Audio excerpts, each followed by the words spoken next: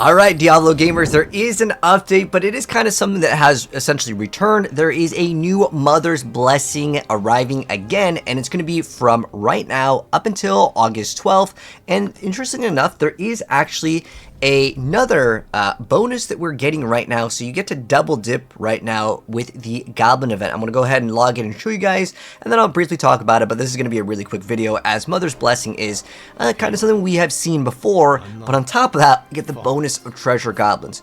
And specifically, the bonus that you get with the Mother's Blessing is a boost to 35% of the XP, and then 50% bonus to gold earned from monster kills. Now that keyword monster kills is actually pretty important. So let me go ahead and bring this up over here, as again, this is going to be a quick video, but as far as the event goes, basically you just kill stuff. There's not really anything special that you need to do, but because the goblins still exist, that's kind of good. So if you want to get gold, the whisper turn-ins are pretty good, as well as killing the goblins. Again, any monsters that you kill will give you that bonus amount of gold. Now, as far as the XP goes, is there a new XP grind method now? Honestly, the pit is the only way to gain XP in this game if you want to get XP, and then also on top of that, the real XP gain in terms of overall, if you're just slamming down the pits, which is what you should do, by the way, and you want to do the pit tier, that's something that you can do within like a minute. You do not want to spend like 10 minutes in a pit. Do not go super high up in the pit tier. If you have to do pit 55 because your build still lacks certain things, that's fine. That is way better. You only get about like 1% XP per tier, but it gets way harder per tier. But you get about 8% XP. So think of it kind of that way, unless you, again, are getting all of your XP off of monsters, because it only works off of kills. This is key and important. But where this actually does shine, if you want to make a new character, this is where this event actually becomes good, because, well, when you're leveling up, you're just killing monsters, right? So what would I suggest? So we did get a recent patch not too long ago, and if any of you guys want to try these out, now is definitely a good time, because maybe they're going to be nerfing stuff. I don't know, but I'm just saying that maybe check out some of these if you haven't already. You know, I'm going to be straight up with you guys, though. None of these have actually made the top tier in terms of like the new builds, except for one, which we'll go over.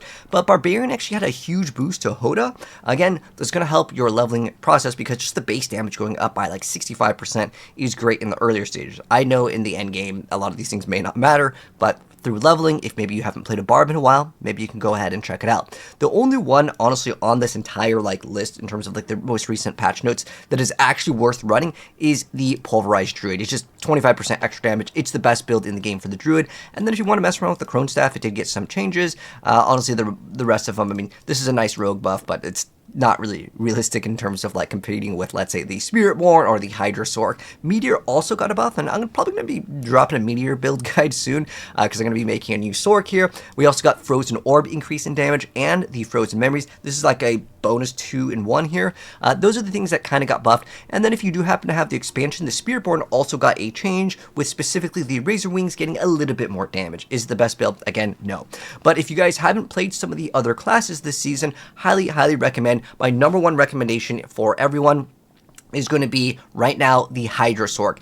And the reason why is because even if you want to play in the Eternal area, next season is, of course, the Infernal Hordes mode. So this build, if it doesn't get nerfed, is going to be one of the fan favorite builds, because you just throw down these Hydras and it's like a turret. If you haven't played the Hydra Sorc, highly recommend that. And then on top of that, Spiritborn is like my second recommended class, and then the rest of the classes I would say are kind of mid. The Druid isn't too bad over here. Oh, there's a new Tornado Druid over here. Wait, hold on. We might have to lock in and check that one out, but it looks like it's still probably pulverized. But anyways, yeah, if you guys haven't tried out some of these classes, try them out, and now is definitely the time with the bonus event. Remember, you're getting goblins and you get the Mother's Blessing. It's probably not supposed to happen because this event was supposed to end.